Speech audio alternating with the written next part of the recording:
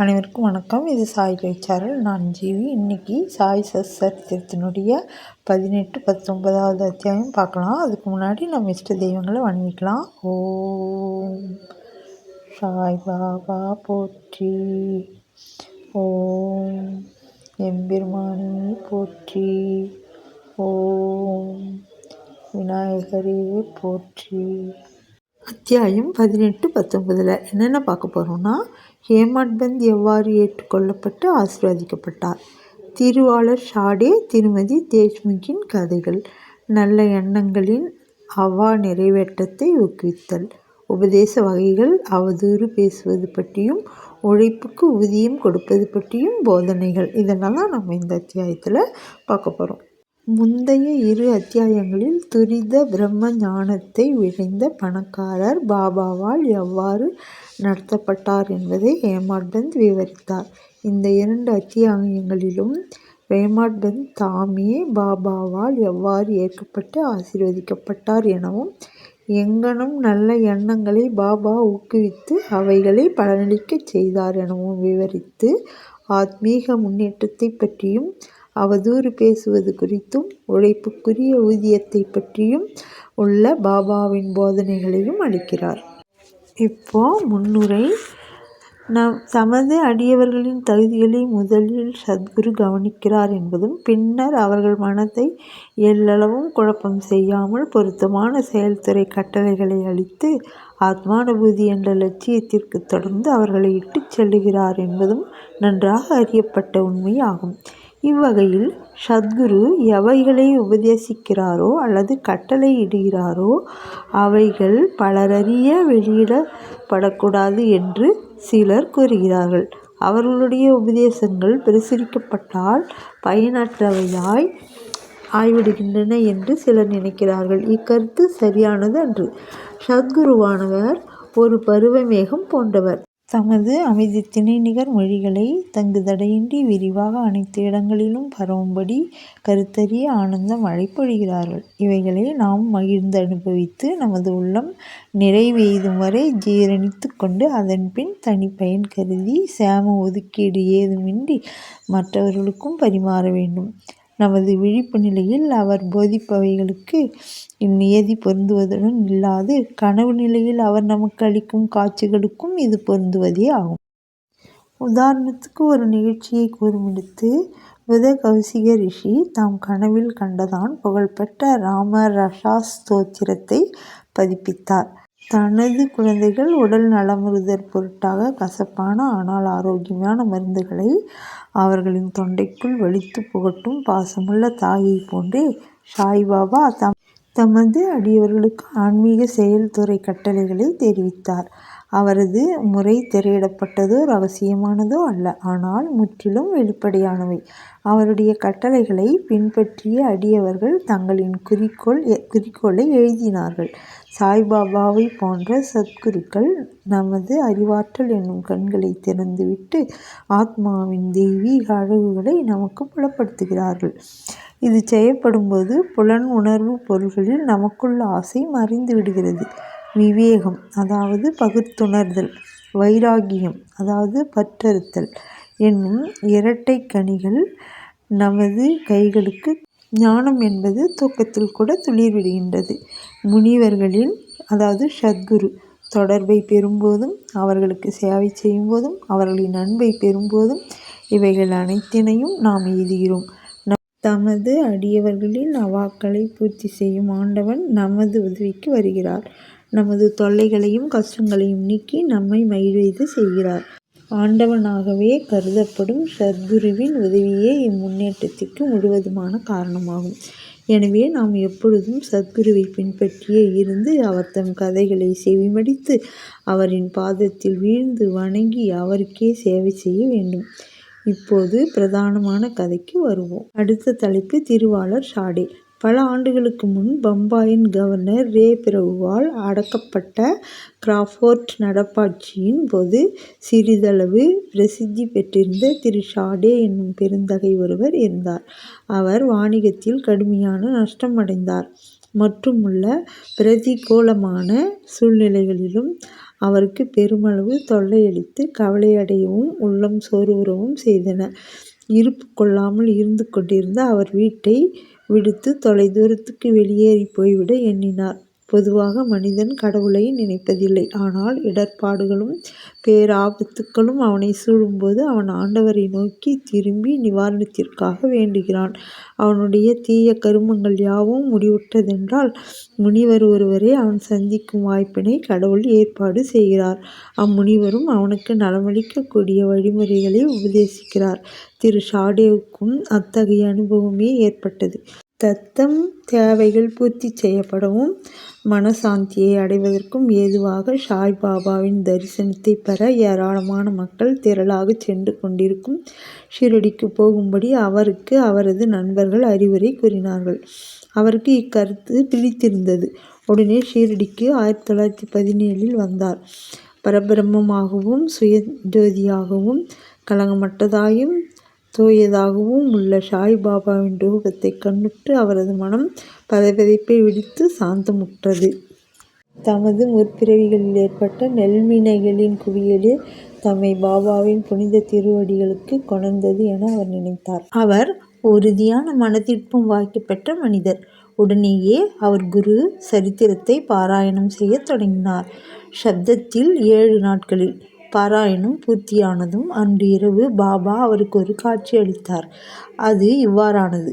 பாபா குரு சரித்திரத்தை தமது கரங்களில் வைத்து கொண்டு அதன் உட்பொருளை முன்னால் அமர்ந்து கவனத்துடன் கேட்டுக்கொண்டிருந்த திரு ஷாடேவிற்கு விவரித்து கொண்டிருந்தார். அவர் விழித்தெழுந்து பின்னர் தமது கனவினை நினைவு கூர்ந்து மிகவும் மகிழ்ச்சியடைந்தார். அறியாமையினுள் குரட்டை விடும் தம்மை போன்ற ஆத்மாக்களை பாபாவின் எல்லையற்ற கருணையை எழுப்பிவிட்டு குரு சரித்திரத்தை அமுதத்தினை சுவைக்கும்படி செய்கிறது என்று அவர் நினைத்தார். மறுநாள் காகா சாஹேப் தீட்சித்திடம் இக்காட்சியை பற்றி அவர் தெரிவித்து சாய்பாபாவிடம் அதன் பொருளை பற்றியும் நுட்ப குறிப்பினை குறித்தும் கேட்கும்படி வேண்டிக் கொண்டார். அதாவது 1 வாரம் பாராயணம் செய்தது போதுமா அல்லது மீண்டும் ஆரம்பிக்க வேண்டுமா என்பதற்காக காகா சாஹிப் தீட்சித்திடம் தமக்கு கிடைத்த ஒரு உரிய சந்தர்ப்பத்தில் பாபாவை நோக்கி, தேவா, அதாவது ஓ தெய்வமே, இந்த காட்சியால் திரு ஷாடேவுக்கு என்ன குறிப்பிடுகிறீர்கள்? அவர் சப்தத்தை நிறுத்திவிடலாமா, தொடர வேண்டுமா? அவர் ஓர் எளிய அடியவர். அவரது ஆவா நிறைவேறப்படுதல் வேண்டும். அவருக்கு காட்சியின் பொருள் விளக்கப்பட்டு அவர் ஆசீர்வதிக்கப்பட வேண்டும் என கேட்டுக்கொண்டார். பாபாவும் அவர் மற்றுமொரு சப்தம் பாராயணம் செய்ய வேண்டும். அதை அவர் கவனமாக கற்பாராயின் அவர் தூயவராகி நன்மை பெறுவார். பரமாத்மாவும் மகிழ்வடைந்து இச்சம்சார வாழ்க்கையின் பந்தங்களினின்று அவரை விடுவிப்பார் என பதிலளித்தார். இச்சமயத்தில் ஏமாட்பந்த் அங்கே இருந்தார். அவர் பாபாவின் கால்களை பிடித்துவிட்டு கொண்டிருந்தார். பாபாவின் சொற்களை கேட்டதும் அவர் தன் மனதில் பின்வருமாறு சிந்திக்கலானார். என்ன, திரு ஷாடே 1 வாரமே படித்து பரிசை பெற்றுக்கொண்டார். 40 ஆண்டுகளாக ஒரு பயனுமின்றி நான் படித்து கொண்டிருக்கிறேன். இந்த இடத்தில் அவரது 7 நாள் வாசம் பலனளிக்க நேரிட்டு எனது 7 வருட வாசம், அதாவது 1910 1917 பலனேதுமின்றி போகின்றது. தம் அறிவுரையால் என்னை ஆசீர்வதிக்கவும், தமது அமுதத்தை என் மீது பொழிய வேண்டும் எனவும் கருணை மேகத்திற்காக, அதாவது பாபாவிற்காக காத்து கொண்டிருக்கும் சாதக பறவையைப் போல எப்போதும் நான் காத்து கொண்டிருக்கின்றேன். இந்த எண்ணம் அவர் மனதில் குறுக்கிட்ட அத்தருணமே பாபா அதனை அறிந்து கொண்டார். பாபா பக்தர்களின் எல்லா எண்ணங்களையும் படித்து புரிந்து கொண்டு தீய எண்ணங்களை கீழடக்கி நல்ல எண்ணங்களை ஊக்குவித்தார் என்பது அடியவர்களின் அனுபவமாகும். ஏமாட்பந்தின் உள்ளத்தை படித்தறிந்து கொண்ட பாபா உடனே அவரை எழுந்து சாமா, அதாவது மாதவராவ் தேச்பாண்டேவிடம் சொல்றார். ரூபா 15 தட்சிணியாக பெற்றுக்கொண்டு அங்கு சிறிது நேரம் அவருடன் உரையாடிய பின்னர் திரும்பி வரும்படி கேட்டார். பாபாவின் மனதில் கருணை உதயமாகியது. எனவே தான் அவர் இக்கட்டளையை இட்டார். யார்தான் பாபாவின் ஆணையை மீற முடியும்? ஏமாட்பந்த் உடனே மசூதியை விட்டு சாமாவின் வீட்டிற்கு வந்தார். அவர் அப்போதுதான் குளித்துவிட்டு வேட்டியை உடித்து கொண்டிருந்தார். அவர் வெளியே வந்து ஏமாட்பந்தை நோக்கி, தாங்கள் இப்போது இங்கே இருப்பது எங்கனம்? மசூதியிலிருந்து தாங்கள் வந்துள்ளதாக தோன்றுகிறதே. இருப்பு கொள்ளாதவரை போன்றும் உளச்சோர்வுடையவராகவும் ஏன் காணப்படுகிறீர்கள்? ஏன் தாங்கள் தனித்து இருக்கிறீர்கள்? தயவுசெய்து அமர்ந்து சிறிது நேரம் இளைப்பாருங்கள். நான் எனது வழிபாட்டை உடனே முடித்துவிட்டு திரும்புகிறேன். அதுவரை தயவுசெய்து வெற்றிலை போட்டுக் கொள்ளுங்கள். பின்னர் மகிழ்ச்சியுடன் உரையாடலாம் என்று கூறிவிட்டு உள்ளே சென்றார். யாமாட்பந்த் முன் திண்ணையில் அமர்ந்திருந்தார். ஜன்னலில் நாகபாகவதம் என பிரசித்தி பெற்ற மராத்தி நூலை அவர் கண்டார். பெரிய சமஸ்கிருத நூலான பாகவதத்தின் 11வது ஸ்கந்தத்தை, அதாவது அத்தியாயம் பற்றிய ஏகநாத முனிவரின் விளக்க உரையாகும். சாய்பாபாவின் யோசனையின் பேரில் அல்லது சிபாரிசின் பேரில் திருவாளர்கள் பாபு சாஹேப் ஜோக்க்கும் காகா சாஹேப் தீட்சித்துக்கும் ஷீரடியில் தினந்தோறும் பகவத்கீதையை அதன் மராத்திய விளக்க உரையான பாவர்த்த தீபிகா அல்லது ஞானேஸ்வரியுடன் ஸ்ரீகிருஷ்ணருக்கும் அவரது தோழனுக்கும் பக்தனுமான அர்ஜுனனுக்கும் இடையே நிகழ்ந்த உரையாடல். நாத பாகவதத்தையும் ஸ்ரீகிருஷ்ணரும் அவரது சேவகரும் பக்தருமான உத்தவருக்கும் இடையே நிகழ்ந்த உரையாடல் மற்றும் ஏகநாதரின் மற்றைய பெரிய நூலான பாவர்த்த ராமாயணத்தையும் படித்தார்கள். பாபாவிடம் அடியவர்கள் வந்து சில குறிப்பிட்ட கேள்விகளை கேட்டபோது சில சமயங்களில் அதில் ஒரு பகுதிக்கு விடையளித்துவிட்டு பாகவத தர்மத்தின் முக்கிய ஆராய்ச்சி கட்டுரைகளான மேற்குறிப்பிட்ட நூல்களை பாராயணம் செய்வதை சென்று கேட்கும்படி கூறுவார். அடியவர்கள் சென்று கேட்கும்போது தங்கள் வினாக்களுக்கு பூரண திருப்தியான பதில்களை பெறுவார்கள். நாத பாகவதம் என்ற நூலின் சில பகுதிகளை ஏமாட்பந்தும் படிப்பது வழக்கம். அன்று மசூதிக்கு சென்று கொண்டிருந்த சில அடியவர்களுடன் கூட செல்வதற்காக தினந்தோறும் தாம் படிக்கும் பகுதியை அவர் பூர்த்தி செய்யவில்லை. சாமாவின் ஜன்னலிலிருந்து அந்த புத்தகங்களை எடுத்து தற்செயலாக அதை புரட்டிய போது அவரது ஆச்சரியத்திற்கேற்ற முடிக்கப்படாத பகுதி வந்து நின்றது. தமது நித்திய பாராயணத்தை பூர்த்தி செய்வதற்கு ஏதுவாக பாபா தன்னை வெகு அன்புடன் சாமாவின் வீட்டிற்கு அனுப்பியிருப்பதாக அவர் எண்ணினார். எனவே முடிக்கப்படாத பகுதியை படித்து பூர்த்தி செய்தார். இது முடிவடைந்த உடனேயே ஷாமா வழிபாட்டை முடித்துவிட்டு வந்தார். அவர்களிடையே பின்வரும் உரையாடல் நிகழ்ந்தது. யாமாட்பந்த் பாபாவிடமிருந்து ஒரு தூதுக்குறிப்புடன் நான் வந்துள்ளேன். தங்களிடமிருந்து தட்சிணியாக ரூபா 15 பெற்றுக்கொண்டு சிறிது நேரம் தங்களுடன் அமர்ந்து மகிழ்ச்சியாக உரையாடிவிட்டு பின்னர் தங்களுடன் மசூதிக்கு திரும்பும்படியும் என்னை அவர் கேட்டுக்கொண்டிருக்கிறார் என்று சொன்னார். சாமா ஆச்சரியத்துடன் என்ன சொன்னார்னா, என்னிடம் கொடுக்க பணம் ஏதும் இல்லை.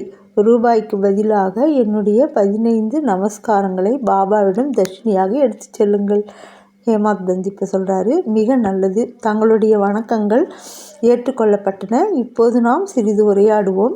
நமது பாவங்களை அளிக்கும் பாபாவின் சில கவிதைகளையும் லீலைகளையும் கூறுங்கள். சாமா இப்போ சொல்கிறாரு, அப்படியென்றால் சிறிது இங்கு அமருங்கள். இக்கடவுளின், அதாவது பாபா விளையாட்டு லீலை வியக்கத்தக்கது. அது தங்களுக்கு முன்னமே தெரியும். நான் ஒரு கிராமத்து குடியானவன். ஆனால் தாங்களோ அறிவுடைய குடிமகன். தாங்களே இங்கு வந்துட்டது முதலாக சிறிது அதிகமாகவே லீலைகளை கண்டு கொண்டிருக்கிறீர்கள். அவற்றை எங்கனும் நான் தங்கள் முன் விவரிப்பேன். நன்று, இந்த வெற்றிலை பாக்கை போட்டுக்கொள்ளுங்கள். இந்த பான்விதாவையும் சாப்பிடுங்கள். நான் உள்ளே சென்று உடுத்தி கொண்டு வருகிறேன். சில நிமிடங்களில் சாமா வெளியே வந்து ஏமாட்பந்துடன் பேசத் தொடங்கினார். அவர் சொன்னார், இந்த ஆண்டவனின், அதாவது பாபாவின் லீலைகள் அறிந்து கொள்ள இயலாதவை. அவர் தம் லீலைகளுக்கு முடிவில்லை. யாரே அவற்றை கண்டு கொள்ள இயலும். தமது லீலைகளினால் அவர் விளையாடுகிறார் என்றாலும் அவைகளுக்கேற்ப புறம்பாகவே அதனால் பாதிக்கப்படாதவராகவே இருக்கிறார். நாகரிகமற்றவர்களாகிய நமக்கு என்னத்தான் தெரியும்? பாபா தாமே ஏன் கதைகள் சொல்லவில்லை? தங்களை போன்ற கற்றறிந்தோரை என் போன்ற அறிவியலிகளிடம் ஏன் அவர் அனுப்புகிறார்? அவர் தம் வழிகள் கருதுவதற்கு இயலாதவை, அவைகள் மனிதத்தன்மை வாய்ந்தவை அல்ல என்று மட்டுமே என்னால் கூற இயலும். இந்த முன்னுரையுடன் சாமா தொடர்ந்தார். இப்போது என் நினைவில் இருக்கும் ஒரு கதையை நான் தங்களுக்கு விவரிக்கிறேன். அதை நானே நேரடியாக அறிவேன். ஒரு பக்தன் எவ்வளவு தூரம் நெஞ்சரும் கொண்டவனாகவும் தீர்மானம் உள்ளவனாகவும் இருக்கிறானோ அங்கனமே பாபாவின் உடனடியான பிரதி செயலும் இருக்கிறது. சில சமயங்களில் பாபா தமது பக்தர்களை தீவிரமாக சோதனைக்கு உட்படுத்திய பின்னர் அவர்களுக்கு உபதேசம் அதாவது செயல்துறை கட்டளைகள் அளிக்கிறார். உபதேசம் என்ற வார்த்தையை கேட்டவுடனேயே ஏமாட்பந்திற்கு தனது மனதில் ஏதோ ஒரு மின்னலை போன்ற ஒளி பாய்ந்தது போன்று இருந்தது. அவர் உடனே திரு ஷாடேயின் குரு சரித்திர பாராயண கதையை நினைவு கூர்ந்து தமது பதைப்பதைப்பான மனதிற்கு அமைதி அளிக்கவே நிச்சயமாக பாபா தம்மை சாமாவிடம் அனுப்பியிருக்க வேண்டும் என்று எண்ணினார். என்றாலும் இந்த உணர்வை அடக்கி கட்டுப்படுத்தி கொண்டு சாமாவின் கதைகளை கேட்கத் தொடங்கினார். அவை அனைத்தும் பாபா தமது பக்தர்களிடம் எவ்வளவு அன்புடனும் பாசமுடனும் இருக்கிறார் என்பதை தெரிவிக்கின்றன. இவைகளையெல்லாம் கேட்ட ஏமாட்பந்த் ஒருவித மகிழ்ச்சியை எய்தலானார்.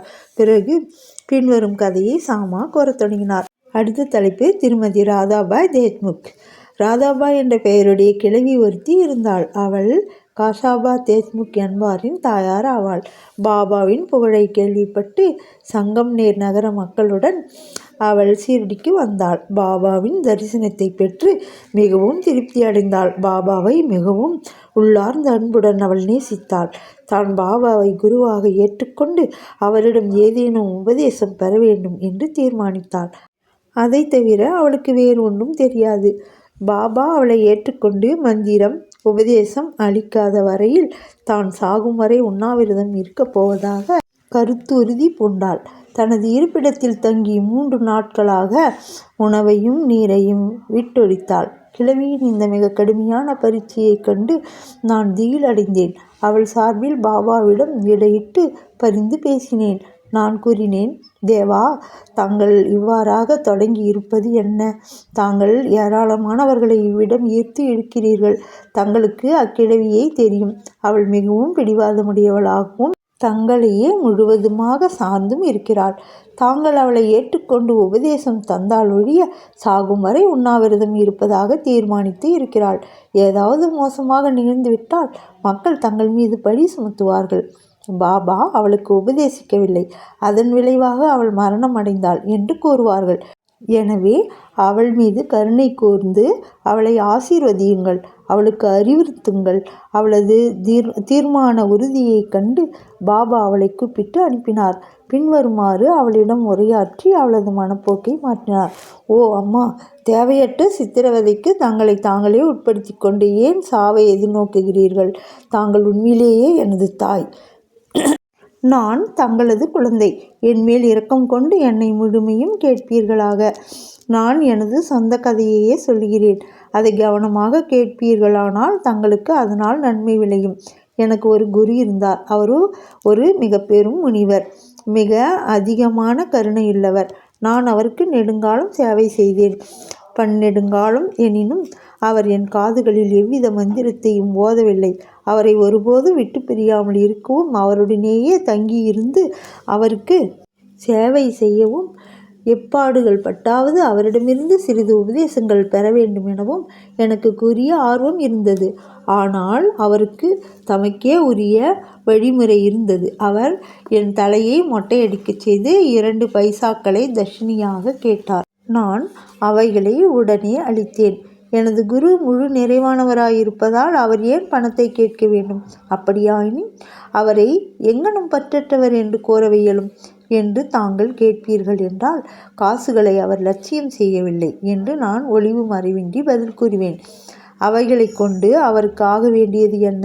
அவர் தம் 2 பைசாக்களாவன: 1 உறுதியான நம்பிக்கை, 2 பொறுமை அல்லது விடாமுயற்சி. இவை 2 பைசாக்களை அல்லது பொருள்களை நான் அவருக்கு அளித்தேன். அவரும் மனம் மகிழ்ந்தார். எனது குருவிடம் தஞ்சமாக நான் 12 ஆண்டுகள் இருந்தேன். அவர் என்னை வளர்த்தார். உணவுக்கும் உடைக்கும் பஞ்சமில்லை.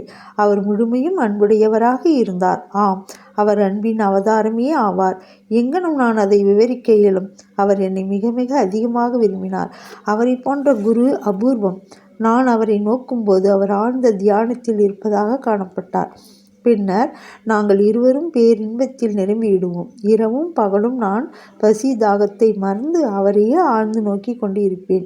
அவரன்றி நான் இருப்பு கொள்ளாதவன் ஆனேன். எனக்கு எனது தியானத்திற்கு அவரை தவிர வேறு எவ்வித பொருளும் இல்லை. அன்றி அவருக்கு பணிவிடை செய்வதை தவிர எனக்கு வேறு எவ்வித வேலையும் இல்லை. அவரே எனது ஒரே அடைக்கலம்.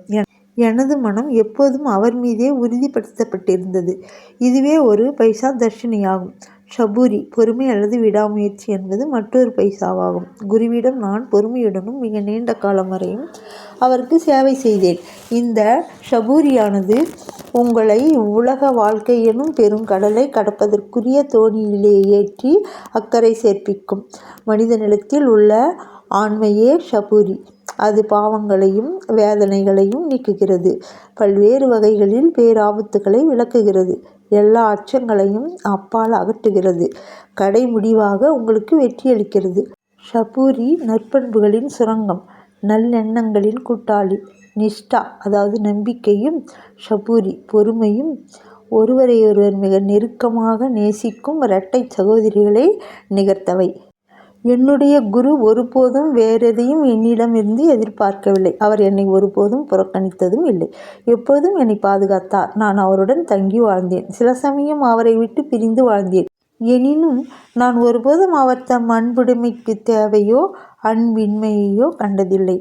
தாய் ஆமையானது தனது இளங்குட்டிகள் தன் அருகில் இருப்பினும் தன்னை விட்டு நீங்கி அவற்றின் அக்கறையில் இருப்பினும் தனது அன்பு பார்வையால் பேணி வளர்க்கும். அதே விதமாக அவர் தம்முடைய கண்ணோட்டத்திலேயே எப்போதும் என்னை பாதுகாத்தார். ஓ அன்னையே, எனது குரு எனக்கு எவ்வித மந்திரத்தையும் போதிக்கவில்லை. பின்னர் நான் எங்கனம் தங்களது காதுகளில் மந்திரத்தை ஓத முடியும்? குருவின் ஆமை இனத்தை நிகர்த்த அன்பு கண்ணோட்டம் ஒன்றே நமக்கு மகிழ்ச்சியை நல்குகிறது. எவரிடமிருந்தும் மந்திரமோ உபதேசமோ பெற முயலாதீர்கள். என்னையே உங்களது எண்ணங்கள் செயல்கள் இவற்றின் ஒரே குறிக்கோளாக அமைத்து கொள்ளுங்கள். சந்தேகம் ஏதுமின்றி நீங்கள் நிச்சயம் பரமார்த்திகம் அதாவது வாழ்வின் ஆன்மீக குறிக்கோளை எய்துவீர்கள். என்னை உங்களது முழு இதயத்தோடு நோக்குங்கள். பதிலாக நானும் அங்கனமே தங்களை நோக்குவேன். இம்மசூதியில் அமர்ந்து கொண்டு நான் உண்மையே பேசுகிறேன். உண்மையை தவிர வேறு எதுவும் பேசவில்லை. சாதனைகள் ஏதும் 6 சாத்திரங்களில் கை தேர்ந்த அறிவு ஏதும் தேவையில்லை. உங்களது குருவினிடத்தில் நம்பிக்கையும் பற்றுறுதியும் கொள்ளுங்கள். குருவே தனி ஒருவரான நடத்துனர் இயக்குனர் என நம்புங்கள். தனது குருவின் பெருமையை அறிபவன் அவரையே ஹரியர பிரம்மம் என்ற திருமூர்த்தி அவதாரம் என்று கருதுபவன் ஆசீர்வதிக்கப்பட்டவன். இவ்வாறாக அறிவுறுத்தப்பட்டு கிழவி உடன்பட்டாள். அவள் பாபாவை வணங்கி உண்ணாவிரதத்தை கைவிட்டாள். இக்கதையை கவனத்துடனும் கருத்துடனும் கேட்டுக்கொண்டிருந்த ஹேமாட் பந்த் அதன் குறிப்பு நுட்பத்தையும் பொருத்தத்தையும் குறித்து பெருமளவு ஆச்சரியத்தில் மூழ்கினார். பாபாவின் இவ்வதிசய லீலையை கண்டு கொண்டு உச்சி முதல் உள்ளங்கால் வரை அவர் உருகினார். அவர் மகிழ்ச்சி பெருக்கால் பொங்கி வழியலானார். அவர் தன் தொண்டை அடைத்தது. ஒரு வார்த்தை கூட அவரால் பேச முடியவில்லை. ஷாமா அவரை இந்நிலையில் நோக்கி, தங்களுக்கு என்ன நேர்ந்தது? ஏன் மௌனமாகிவிட்டீர்கள்? பாபாவின் கணக்கற்ற லீலைகள் இன்னும் எவ்வளவை நான் விவரிக்க வேண்டும் என்று கேட்டார். இது தருணம் மத்தியான வழிபாடும் ஆர்த்தி சடங்கும் மசூதியில் ஆரம்பமாகிவிட்டன என்பதை அறிவிக்கும் வகையில் மசூதியில் இருக்கும் மணி அடிக்கத் தொடங்கியது. எனவே சாமாவும் ஹேமாட் பந்தும் மசூதியை நோக்கி விரைந்தனர். பாபு சாஹேப் ஜோக்ஜி அப்போதுதான் வழிபாட்டை துவங்கியிருந்தார். பெண்கள் மசூதியினுள்ளேயே மேல்தளத்திலும் ஆண்கள் கீழே உள்ள திறந்தவெளி தாழ்வாரத்திலும் நின்று கொண்டு ஆர்த்தியை கோஷத்துடன் எல்லோரும் பலமாக மேளங்கள் முழங்கி பாடிக்கொண்டிருந்தனர். சாமா தன் கூடவே ஹேமாட் பந்தையும் இழுத்து கொண்டு மேலே சென்றார். பாபாவுக்கு வலதுபுறம் அவரும் ஹேமாட் பந்து முன்னாலும் அமர்ந்தனர். அவர்களைக் கண்டு ஷாமாவிடம் கொண்டு வந்த தர்ஷினியை கொடுக்கும்படி ஹேமாட் பந்திடம் கேட்டார். ஹேமாட் பந்த் அவ்விடம் நேரே சென்றிருந்ததாகவும் ஷாமா ரூபாய்க்கு பதிலாக நமஸ்காரங்களை அளித்ததாகவும் அவர் அங்கேயே நேரில் இருப்பதாகவும் கூறினார். பாபா அதற்கு நன்று. தாங்கள் இருவரும் சம்பாஷித்தீர்களா? அப்படின்றால் நீங்கள் பேசியவைகள் அனைத்தும் குறித்தும் எனக்கு சொல்லுங்கள் என்றார். மணியோசை, மேளம், கோஷ்டி கானம் இவற்றை பொருட்படுத்தாது ஹேமாட் பந்த் அவர்கள் பேசியதை கோர ஆவலாய் இருந்தார். அதை எடுத்துரைக்கவும் ஆரம்பித்தார். பாபாவும் அதை கேட்பதற்கு ஆவலாய் இருந்தார். எனவே அவர் தமது திண்டை விட்டு நீங்கி முன்னால் சாய்ந்து கொண்டார். தாம் உரையாடியவைகள் எல்லாம் மிகவும் மகிழ்வளிக்கின்றவை. சிறப்பாக கிழவி கதை மிக மிக அற்புதமானது என்றும் அதை செவிமடுத்ததன் பொருட்டு அவர் பாபாவின் லீலை விவரிக்க இயலாதது என்றும் கதை என்ற புறத்தோட்டத்தில் பாபா தம்மையே உண்மையில் ஆசீர்வதித்திருப்பதாக தாம் நினைப்பதாகவும் கூறினார். பின்னர் பாபா, கதை அற்புதமானது. எங்கனும் நீங்கள் ஆசீர்வதிக்கப்பட்டீர்கள். நான் உங்களிடமிருந்து எல்லாவற்றையும் விளக்கமாக அறிந்து கொள்ள விரும்புகிறேன். எனவே அவை அனைத்தையும் குறித்து எனக்கு இப்போது சொல்லுங்கள் என்றார். ஏமாட்பந்த் தான் சற்று முன்னர் கேட்ட தனது உள்ளத்தின் நிலையான முத்திரையை ஏற்படுத்திய கதையை முழுக்க விவரித்தார். இதை கேட்டு பாபா மிகவும் மகிழ்ச்சியுற்றார். மேலும் அவரை நோக்கி, இக்கதை உமது உள்ளத்தில் பதிவுற்றதா? அதன் குறிப்பு நுட்பத்தை பிடித்து கொண்டீரா என்றார். அவர், ஆம் பாபா, எனது மனதின் பதைபதைப்பு மறைந்தொழிந்தது. எனக்கு உண்மையான சாந்தியும் அமைதியும் கிடைத்தன. நான் உண்மையான வழியை அறிய பெற்றேன் என்றார். பாபா பின்வருமாறு உரைத்தார். எனது நிகழ்முறை மிகவும் தனித்தன்மை வாய்ந்தது. இக்கதையை நன்றாக ஞாபகப்படுத்திக் கொள்ளுங்கள். அது மிகவும் பயனுள்ளதாக இருக்கும். ஆத்மாவின் ஞானத்தை, அதாவது அனுபூதி அடைவதற்கு தியானம் இன்றியமையாதது. அதை இடையறாது பயிற்சித்தீர்களானால் விருத்திகள், எண்ணங்கள் அமைதிப்படுத்தப்படும். ஆசைகள் அற்ற நிலையில் இருந்து கொண்டு நீங்கள் அனைத்துயிர்களிலும் இருக்கின்ற ஆண்டவன் மேல் தியானம் செய்யுங்கள். மனது ஒருமுகப்படுத்தப்பட்ட பின்பு நமது குறிக்கோள் எய்தப்பட்டுவிடும். ஞானம் என்னும், அதாவது சத்து பண்பே திருவுரு கொண்டது எனவும் மற்றும் உணர்வு திரளும் பேரானந்தமும் ஆகிய எனது உருவமற்ற இயல்பை எப்பொழுதும் தியானம் செய்யுங்கள். இதை செய்ய தங்களால் இயலாவிடில் இங்கே இரவும் பகலும் காண்பதை போன்றே உச்சி முதல் உள்ளங்கால் வரையில் உள்ள எனது ரூபத்தை தியானம் செய்யுங்கள். இதை தாங்கள் செய்து கொண்டே போகும்போது தங்களின் விருத்திகள், அதாவது எண்ணங்கள் ஒரே இலக்கில் குவிக்கப்படும். தியானம் செய்பவர், தியானிக்கப்படும் பொருள் இவைகளிலுள்ள வேறுபாடு மறைந்துவிடும். தியானம் புரிபவர் உச்ச உணர்ச்சி திரளுடன் ஒன்றி பிரம்மத்துடன் கலந்து ஐக்கியமாய்விடுவார். தாய் ஆமை நதியின் ஒரு கரையிலும் அதன் குட்டிகள் மறுகரையிலும் இருக்கின்றன. அவைகளுக்கு அது பாலோ உஷ்ணமோ அளிப்பதில்லை. அதனுடைய கண்ணோட்டம் ஒன்றே அவைகளை போஷிக்கிறது. குட்டிகள் தமது தாயாரை ஞாபகத்தில் கொள்ளுதலை, அதாவது தியானிப்பதை தவிர வேறொன்றும் செய்வதில்லை. தாய் ஆமைகளின் கண்ணோட்டம் குட்டிகளுக்கு காலுண்டி பெய்யும் அமிர்த மழையாகவும் ஓட்ட பண்பிற்கும் மகிழ்ச்சிக்கும் உள்ள ஒரே தோற்றுவாயாகவும் இருக்கிறது. குருவுக்கும் சீடர்களுக்கும் இடையே உள்ள உறவும் அத்தகையதே ஆகும். பாபா இம்மொழிகளை உதித்து முடித்த பின்பு ஆரத்தி கோஷ்டி கானம் முடிவு பெற்றது. அனைவரும் உரக்க ஒரே குரலில், சச்சிதானந்த சொரூபியாயிருக்கின்ற சத்குரு சாய்நாத் மகராஜுக்கு ஜெய் என்று கூவினார்கள். அன்பார்ந்த வாசகர்களே, நாமும் இந்த நேரம் மசூதியில் கூட்டத்துடன் நின்று கொண்டிருப்பதாக நினைத்து கொள்வோம். ஜெய ஜெய கோஷத்தில் நாமும் அவர்களுடன் பங்கு கொள்வோம். ஆரத்தி சடங்கு முடிவடைந்த பின்னர் பிரசாதம் விநியோகிக்கப்பட்டது. வழக்கம்போல் பாபு சாஹேப் ஜோக்கு ஜி முன்னே வந்து பாபாவை வணங்கிய பின் அவரின் உள்ளங்கை நிறைய கற்கண்டை அளித்தார். பாபா இவை முழுவதையும் ஏமாட்பந்தின் கைகளில் திணித்து அவரிடம், இக்கதையை உள்ளத்தில் இருத்தி நன்றாக நினைவில் வைத்துக் கொள்வீர்களேயானால் தங்களது நிலையும் கற்கண்டை போலவே சுவையுள்ளதாகும். உங்களது எல்லா விருப்பங்களும் நிறைவேற்றப்படும். நீங்களும் சந்தோஷமாய் இருப்பீர்கள் என்று கூறினார். ஏமாட்பந்த் பாபாவின் முன்னால் பணிந்து வணங்கி, இவ்வாறே எனக்கு அனுகூலம் செய்யுங்கள், என்னை எப்போதும் ஆசீர்வதித்து காப்பாற்றுங்கள் என்று கெஞ்சி கேட்டுக்கொண்டார்.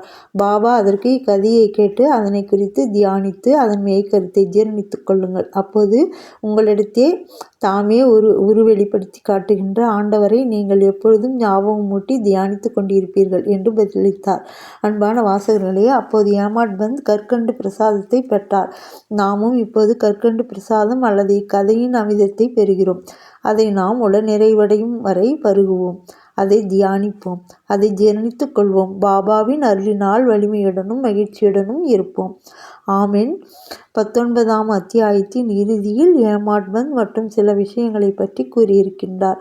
அவைகள் கீழே தரப்பட்டுள்ளன. அடுத்த தலைப்பு நமது குணத்தை பற்றி பாபாவின் அறிவுரை. பின்வரும் பாபாவின் மொழிகள் பொதுவானவை, விலை மதிக்க முடியாதவை.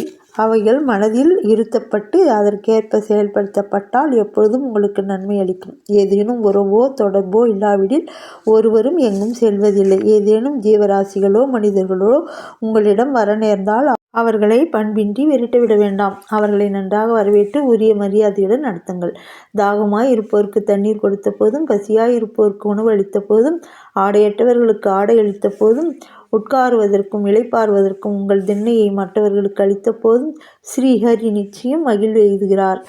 யாராவது உங்களிடம் பணம் கேட்டு உங்களுக்கு கொடுக்க மனதில்லாமல் இருந்தால் கொடுக்காதீர்கள். ஆனால் அவரை பார்த்து நாயை போன்று குறைக்க வேண்டாம். யாரேனும் நூற்றுக்கணக்கான விஷயங்களை உங்களுக்கு எதிராக கூறட்டும். ஆனால் கசப்பான எவ்விதத்திலும் அவர்களுக்கு பதிலளிக்கும்படியான சீற்றம் கொள்ளாதீர்கள்.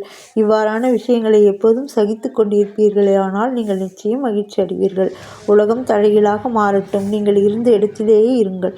உங்கள் இருப்பிடத்தில் நின்று கொண்டோ வசித்து கொண்டோ அனைத்து விஷயங்களும் உங்கள் முன்னர் கடந்து செல்லும் காட்சியினை அமைதியுடன் பார்த்து கொண்டிருப்பீர்களாக. உங்களிடமிருந்து என்னை பிரிக்கும் வேற்றுமைச் சுவரை இடித்துவிடுங்கள். பின்னர் நமது சந்திப்பிற்குரிய சாலையானது தடங்கலின்றியும் திறந்தும் இருக்கும். நான் நீ என்ற வேறுபாட்டுணர்வே குருவிடமிருந்து சீடனை பிரிக்கும் தடையரணாகும். அது அடிக்கப்பட்டாலன்றி இரண்டர கலத்தல் அல்லது ஐக்கியமாதல் இயலாது. கடவுளே சகலத்திற்கும் ஒரே உரிமையாளர். அல்லாஹ் மாலிக். வேறொருவரும் நமது பாதுகாவலர் அல்ல. அவர் வேலை செய்யும் முறைமை அசாதாரணமானது, விலை மதிக்க முடியாதது, அறிவால் அறிய முடியாதது. அவரது சங்கல்பமே ஈடேறும். அவர் நமக்கு வழிகாட்டுவார், நமது உள்ளத்தின் ஆசைகளை பூர்த்தி செய்வார். ருணானுபந்தத்தின் அதாவது முன்ஜென்மத்தின் மூலமாகவே நாம் இணைந்துள்ளோம். ஒருவருக்கொருவர் இருந்தும் சேவை செய்தும் நாம் மகிழ்ச்சியுடன் இருப்போம். எவன் வாழ்க்கையில் மிக மிக உயர்ந்த குறிக்கோளை எய்துகிறானோ அவன் இரவா புகழுடையவன், மகிழ்ச்சியுடையவன். மற்றவர் எல்லாம் வெறுமனே உளதாயிருக்கிறார்கள் அல்லது மூச்சு விடும் வரை வாழ்ந்திருக்கிறார்கள். அடுத்த தலைப்பு நல்ல எண்ணங்களின் அவா நிறைவேற்றத்தை ஊக்குவித்தல். நல்ல எண்ணங்களை சாய்பாபா எங்கனம் ஊக்குவித்தார் என்பதை அறிவது சுவாரஸ்யமானது. அன்புடனும் பக்தியுடனும் முழுமையாக உங்களை நீங்கள் அவரிடம் சரணாகதியாக்கி கொள்ள வேண்டும். பின்னர் எவ்வளவோ விஷயங்களில் அடிக்கடி அவர் உங்களுக்கு உதவி செய்வதை காண்பீர்கள். தூக்கத்திலிருந்து எழுந்தவுடனே உங்களுக்கு ஏதாகிலும் ஒரு நல்ல எண்ணம் உதிக்கின்ற போது அதையே பின்னர் பகல் பொழுதில் உள்முதிர்வுற அனுசரித்தால் உங்களது மனதின் அறிவுத்திறம் திறந்து வெளியிடப்பட்டு மனது அமைதியடையும் என்று யாரோ ஒரு முனிவர் கூறியிருந்தார். ஹேமாட் பந்த் இதை முயற்சிக்க விரும்பினார். ஒரு புதன்கிழமை இரவு படுக்கப் போகும் முன் அவர் சிந்தித்தார். நாளை வியாழக்கிழமை ஒரு புனிதமான நாள். சீரடி மிகவும் புனிதமான இடம். எனவே நான் நாளை முழுவதும் ராமநாமத்தை நினைவிட்டுக் கொள்வதிலும் போற்றுவதிலும் கழிப்பேன் என்றவாறு அவர் உறங்கினார். அடுத்த நாள் காலை அவர் துயில் நீங்கி எழுந்தபோது எவ்வித முயற்சியும் இன்றி ராமநாமத்தை நினைவு கூர்ந்தார். தமது காலை கடமைகளை அவர் முடித்து கொண்ட பின் மலர்களுடன் பாபாவை காணச் சென்றார். தீஷித் வாடாவிலிருந்து புறப்பட்டு புட்டிவாடாவை தற்போதைய சமாதி மந்திர் கடந்து கொண்டிருக்கும் போது அதே தருணத்தில் பாபாவுக்கு முன்னால் மசூதியில் அவுரங்காபாத்கர் என்னும் ஒருவரால் இனிமையாக பாடப்படுகின்ற ஒரு அழகிய பாடலை கேட்டார். அது ஏகநாதரின் குரு கிருபாஞ்சன் பாயோ மேரிபாயி என்ற பாடல். அப்பாடலில் அவர் குருவிடம் கடாஷம் என்னும் ரூபத்தில் அஞ்சனம் அவருக்கு கிடைத்தது என்றும் அது அவரின் பார்வையை திறந்துவிட்டு அவருக்கு ராமரை அகத்தும் புறத்தும் உறக்கத்திலும் கனவிலும் விழிப்பு நிலையிலும் எவ்விடத்திலும் காணும்படி செய்தது என்றும் கூறினார். எவ்வளவோ பாடல்கள் இருக்கின்றன. பின்னர் ஏன் இக்குறிப்பிட்ட பாட்டு பாபாவின் பக்தரான அவுரங்காபாத்கரினால் தேர்ந்தெடுக்கப்பட வேண்டும்? பகற்போதில் ராமநாமத்தை இடைவிடாமல் பாட வேண்டும் என்ற ஹேமாட் பந்தின் தீர்மானத்திற்கு ஓட்டமளிக்க வேண்டும் என்று ஏற்பாடு செய்யப்பட்டதல்லவா? தனித்திறம் வாய்ந்த இந்நிகழ்வு பொருத்தம். அடுத்த தலைப்பு உபதேசங்களின் வகைகள். அவதூறு பேசுபவர் அதாவது புறம் கூறுவோர் கண்டிக்கப்படுதல். அறிவுரை வழங்குவதற்கு சாய்பாபாவிற்கு எத்தகைய சிறப்பான இடமோ குறிப்பிட்ட நேரமோ தேவை இருக்கவில்லை. சந்தர்ப்பம் நேர்பிட்ட போதெல்லாம் தாராளமாக அவற்றை அவர் வழங்கினார். ஒருமுறை பாபாவின் பக்தன் ஒருவன் வேறு ஒருவரை அவர் அறியாதபடி மற்ற ஜனங்களின் முன்னிலையில் திட்டினான். தனது சகோதரனின் நன்மைகளையெல்லாம் புறத்தொதுக்கி அவனின் குறைபாடுகள் குறித்து கேட்பவர்கள் அருவருப்பு அடையும்படியாக கருத்தூன்றி விரித்து பேசலொட்டான். அவசியமின்றி மற்றவர்களை புறம் கூறுவது மக்களுக்குரிய ஒரு மனப்பான்மையாக இருப்பதை பொதுவாக நாம் காண்கின்றோம். முனிவர்கள் இந்த புறங்கூறுதலை வேறொரு கோணத்திலிருந்து நோக்குகிறார்கள். அழுக்கை நீக்குவதற்கு பல வழிகள் இருக்கின்றன, மண், நீர், சோப்பு முதலியானவை. ஆனால் புறங்கூறுபவனுக்கோ அவனுக்கே உரித்தான வழி இருக்கிறது. அவன் மற்றவர்களது அடுக்கை அதாவது குறைபாடுகளை தனது நாவினால் அகற்றி நீக்குகிறான். ஒரு வகையில் அவன்தான் திட்டப்படுகின்றவனுக்கே உதவுகிறான். இதற்காக அவனுக்கு நன்றி செலுத்த வேண்டும். புறம் கூறுபவனை திருத்துவதற்கு சாய்பாபாவிற்கு அவருக்கே உரித்தான வழி இருக்கிறது. அவர் தமது நிறை பேரறிவினால் அப்புறம் கூறுவோன் செயலை அறிந்திருந்தார். மதியம் அவர் அவனை லெண்டித் தோட்டத்திற்கு அருகில் பார்த்தபோது வேலிக்கரியில் இருந்த மலத்தை உண்ணும் ஒரு பன்றியை அவனுக்கு சுட்டி காண்பித்து, பார், அது எத்தகைய சுவைமனச் சிறப்புடன் மலத்தை பேராவலுடன் விழுங்குகிறது. உனது நடத்தையும் அத்தகையதே. உனது தோழர்களை நீ மனதார திட்டிக் கொண்டே இருக்கிறாய். பல்வேறு நல்வினைகளை செய்ததன் பலனாக நீ மனிதனாக பிறந்திருக்கிறாய். இவ்வாறு நீ நடந்து கொண்டால் சீரடி உனக்கு எவ்விதத்திலாவது உதவி செய்யுமா என்று கேட்டு அவனுக்கு அறிவுரை வழங்கினார். அப்பக்தன் இப்பாடத்தை உள்ளத்தில் ஏற்றுக்கொண்டு சென்றான் என்று சொல்ல தேவையில்லை. இவ்விதமாக பாபா அவசியம் நேரிட்ட போதெல்லாம் அறிவுரைகளை வழங்கி கொண்டே இருந்தார். இவைகள் தமது மனதில் ஏற்றுக்கொள்ளப்பட்டு அதன்படி செயலாற்றப்பட்டால் ஆன்மீக லட்சியம், அதாவது அனுபூதி, நெடுந்தொலைவில் இல்லை. என் ஹரி கடவுள் இருந்தால் அவர் எனது கட்டிலிலேயே எனக்கு உணவளிப்பார் என்னும் ஒரு பழமொழி இருக்கிறது. உணவு உடை விஷயத்தில் மட்டுமே இப்பழமொழி உண்மை. ஆனால் இதை நம்பி எவனாகிலும் அமைதியாக அமர்ந்து கொண்டு ஆன்மீக விஷயங்களில் ஒன்றும் செய்யாமல் இருந்தால் அவன் படுவீழ்ச்சி எய்துவான். ஆன்ம உணர்வுடைய தன்னைத்தான் தனக்கு இயலும் உச்ச அளவு செயலில் முனைவித்து கொள்ள வேண்டும். எவ்வளவு அதிகம் அவன் பெருமுயற்சி கொள்கின்றானோ அவ்வளவு அதிகம் அவனுக்கு நல்லது. பாபா தாம் நிலம், காற்று, நாடு, உலகம், ஒளி, மோஷம் ஆகியவை எங்கனும் இடம் கொண்டிருக்கும் சர்வ வியாபி என்றும் தாம் ஒரு வரையறை உடையவரல்ல என்றும் கூறினார். பாபா 3.5 முழ உயரமுள்ள அவரின் உடம்பே என்று எண்ணுபவர்களின் தவறான கருத்து நீக்குதற் பொருட்டாக அவர் இந்த ரூபத்திடல் தாமே அவதரித்து கொண்டார். இரவும் பகலும் எந்த பக்தனாவது பூர்ண ஆத்ம சரணாகதியுடன் அவர் மீதே தியானம் புரிவானாயின் அவன் அவருடன் இரண்டர இனிப்பும் சர்க்கரையும் போன்றும் அலையும் கடலும் போன்றும் கண்ணும் ஒளியும் போன்றும் முழுமையான ஐக்கியத்தை துய்த்துணர்வான். பிறப்பு இறப்பு என்னும் சூழலை ஒழித்து அமைதியிற வேண்டியவன் நேர்மையான வாழ்க்கை நடத்த வேண்டும். அமைதியும் கட்டுப்பட்ட மனதுடனும் இருக்க வேண்டும். யாரையும் உடனே புண்படுத்தும்படியாக ஒருவரிடம் வெட்டென்று பேசக்கூடாது. எப்போதும் நல்வினைகளில் தன்னை ஈடுபடுத்தி கொள்ள வேண்டும். தனது கடமைகளை செய்ய வேண்டும். தானே உள்ளத்தாலும் உயிராலும் அவரிடம் சரணாகதி அடைய வேண்டும். அதன் பின்னர் அவன் எதற்கும் பயப்பட வேண்டியதில்லை. அவரையே முழுமையாக நம்புபவனும் அவர் தம் லீலைகளையே கேட்டு அதையே விவரமாக எடுத்து கூறுபவனும் வேறு எதை பற்றியும் சிந்திக்காதவனும் ஆத்மானுபூதியை அடைவது உறுதி. பாபா தமது பெயரை நினைவில் வைக்கும்படியும் தம்மிடம் சரணாகதி அடையும்படியும் பலரை கேட்டுக்கொண்டார். ஆனால் தாங்கள் யார், நான் யார் விசாரணை என்று அறிய விரும்பியவர்களுக்கு சரவணத்தையும், அதாவது கற்றல், மனத்தையும் தியானம் அறிவுறுத்தினார். சிலரை கடவுள் பெயரை நினைவில் வைத்து கொள்ளும்படியும், சிலரை அவரது லீலைகளை கேட்டுக்கொண்டிருக்கும்படியும், சிலரை தமது பாத பூஜையை செய்யும்படியும், அத்தியாத்ம ராமாயணம், ஞானேஸ்வரி மற்றும் பிற திருமுறை நூல்களை படிக்கும்படியும் அறிவுறுத்தினார். சிலரை தமது பாதத்தடியில் அமரும்படி இருத்தி வைத்தார். சிலரை கண்டோபா கோவிலுக்கு அனுப்பினார். சிலரை விஷ்ணுவின் 1000 நாமங்களை ஜபம் செய்யும்படியும் மற்றும் சிலரை சாந்தோக்கிய உபனிஷம் கீதையை கற்கும்படியாகவும் கூறினார். அவர் தம் உபதேசங்களுக்கு எவ்வித வரையறையோ கட்டுப்பாடோ கிடையாது. சிலருக்கு அதை நேரடியாகவே கொடுத்தார் மற்றும் சிலருக்கு கனவில் காட்சிகள் மூலம் அளித்தார். குடிப்பழக்கத்துக்கு அடிமையாயிருந்த ஒருவரின் கனவில் அவர் தோன்றி அவரது மார்பில் உட்கார்ந்து அழுத்தி மதுவை தொடுவதில்லை என்று அவர் சத்தியம் செய்து கொடுத்த பின்பு அவரை விட்டு அகன்றார். சிலருக்கு கனவில் குரு பிரம்மா போன்ற மந்திரங்களை விளக்கினார். ஹடயோகம் பழகி கொண்டிருந்த பக்தர் ஒருவருக்கு ஹடயோக பயிற்சிகளை நிறுத்தி கொள்ள வேண்டும் என்று அமைதியுடன் அமர்ந்து பொறுமையாய் ஷபூரி இருக்க வேண்டும் என்று சொல்லி அனுப்பினார். அவரது எல்லா வழிகளையும் செயல்முறைகளையும் விவரிக்க இயலாத சாதாரண உலக விவகாரங்களில் தமது செயல்களால் முன் உதாரணங்கள் அமைத்தார். அவைகளில் ஒன்று கீழே தரப்பட்டிருக்கிறது. தலைப்பு: உழைப்புக்கு கூலி. ஒரு நாள் மத்தியான வேளையில் ராதாகிருஷ்ண மாயியின் வீட்டிற்கு அருகில் பாபா வந்து எனக்கு ஒரு ஏணி கொண்டு வாருங்கள் என்று கூறினார். சிலர் அதை கொண்டு வந்து பாபா குறிப்பிட்டபடி அதை ஒரு வீட்டுச் சுவரில் சாய்த்து வைத்தனர். வாமன் கொந்த்கருடைய வீட்டுக்குறையின் மீது ஏறி ராதாகிருஷ்ண மாயியின் கூரையின் மீது நடந்து சென்று மற்றொரு மூலையில் இருந்து கீழே இறங்கினார். பாபா எந்த குறிக்கோளுடன் இருந்தார் என்பதை ஒருவரும் அறிய இயலவில்லை. மலேரியா காய்ச்சலால் ராதாகிருஷ்ணமாயி நடுங்கிக் கொண்டிருந்தாள். அதை ஓட்டி விரட்டுவதற் பொருட்டு அவர் மேலே ஏறியிருக்கலாம். கீழே இறங்கிய உடனேயே ஏணியை கொண்டு வந்தவர்களுக்கு பாபா 2 ரூபாய் கொடுத்தார். சிலர் தைரியத்துடன் பாபாவை ஏன் அவர் இவ்வளவு அதிகம் கொடுத்தார் என்று கேட்டனர்.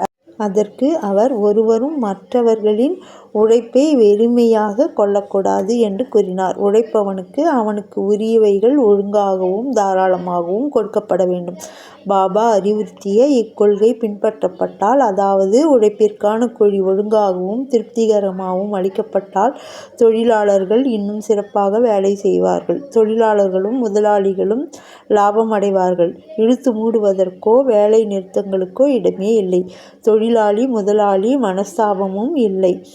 ஸ்ரீ சாயியை பணிக. அனைவருக்கும் சாந்தி நிலவட்டும். அடுத்த வாரம் அத்தியாயம் 20 பார்க்கலாம், வர வியாழக்கிழமை. அதுக்குள்ளே இதெல்லாம் பார்த்து முடிச்சிடுங்க. வீடியோ பிடிச்சிருந்தா லைக் பண்ணுங்கள், ஷேர் பண்ணுங்கள், சப்ஸ்கிரைப் பண்ணுங்கள். உடனுக்குடன் வீடியோவை பாருங்கள். தேங்க்யூ.